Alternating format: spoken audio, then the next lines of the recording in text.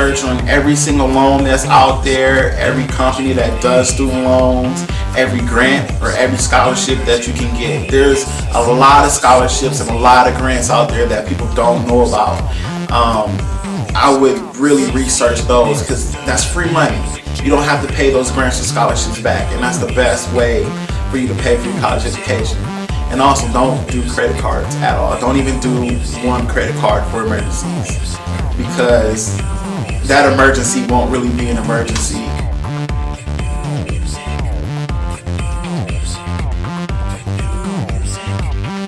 I had to take out one student loan, and it's a total of around $18,000. I go to a private school, and I'm not really sure what I want to do with my life yet, so it's kind of frustrating right now having that much money. And now to find out later that it's got a variable interest rate, and if we don't pay it until it's supposed to be paid, and we pay the payments like they have it set up, we'll end up paying a very, very large amount.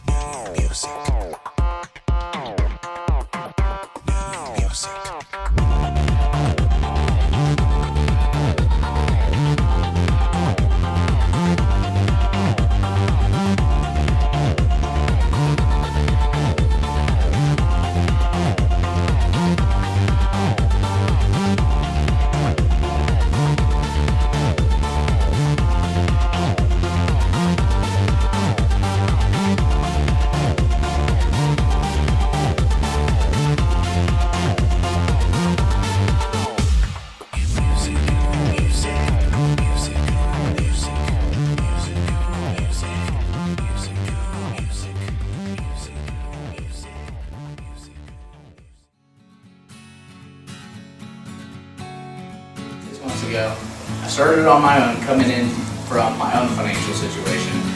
I graduated college with a lot of debt, so much debt, it was probably like $65,000 in debt, and it overwhelmed my life to a point to where I couldn't control myself.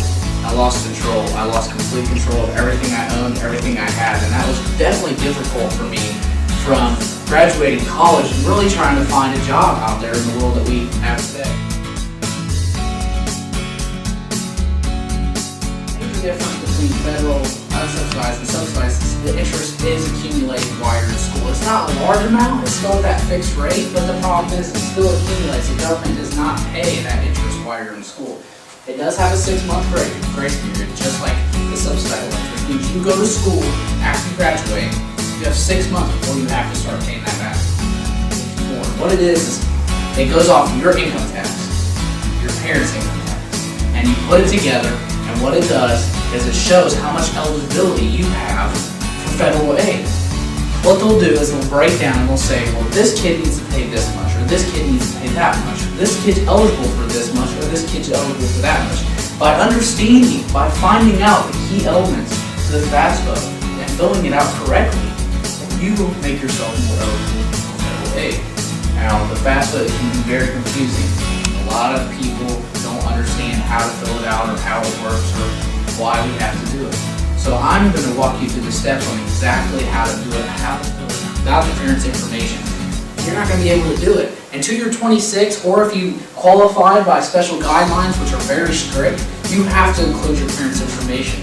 So you really need to get your parents' information from them, or have them sit down with you when you run your returns and basically fill out the FAFSA, and this will lead you to understand it. Fill out my FAFSA because it feels like it obligates them to pay for my school. And this is such a false statement. So many parents believe that they are obligated to pay for their child's school when they fill out the FAFSA. This is not a loan application. Let me get this straight. This is not a loan application. You need to understand that.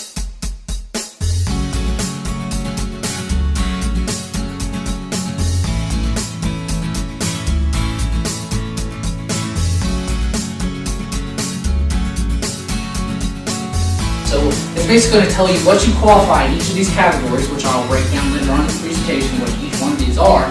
and basically say if you want to accept or reject these loans or scholarships. So, you know what a scholarship is, but we need to understand exactly what it is.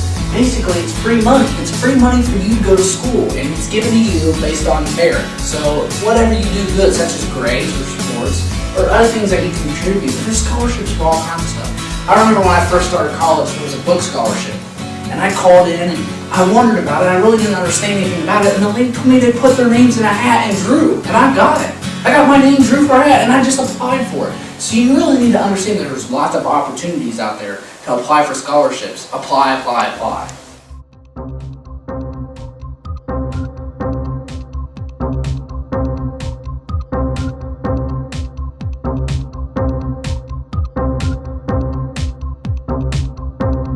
How many of you guys have $2.6 million in your bank account? How many of you guys have $2.6 million in your bank account? Because I know I don't. I know most of my friends don't. Imagine this. To pay off the credit card debt in America right now, it would take every American $2.6 million.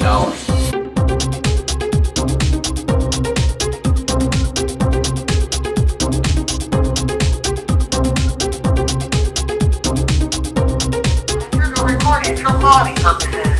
One moment and you'll be transferred to a customer care professional.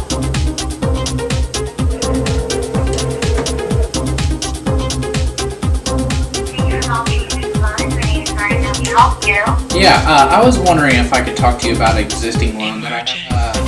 What could that interest rate go up to? What's the highest it can go up to? Based on the Ohio law, the plus interest is 25%.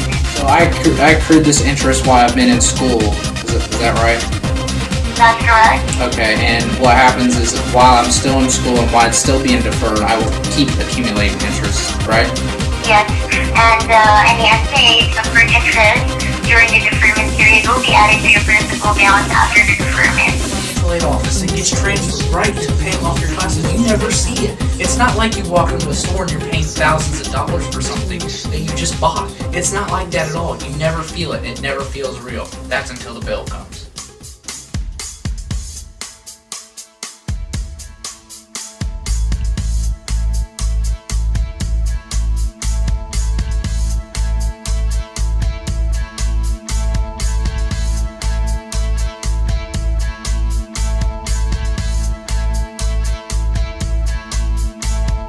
My name is Joshua Bradford. I made this DVD for people such as yourself to allow you to see what kind of presentation skills I have and what I'm really trying to bring to the table as a young person.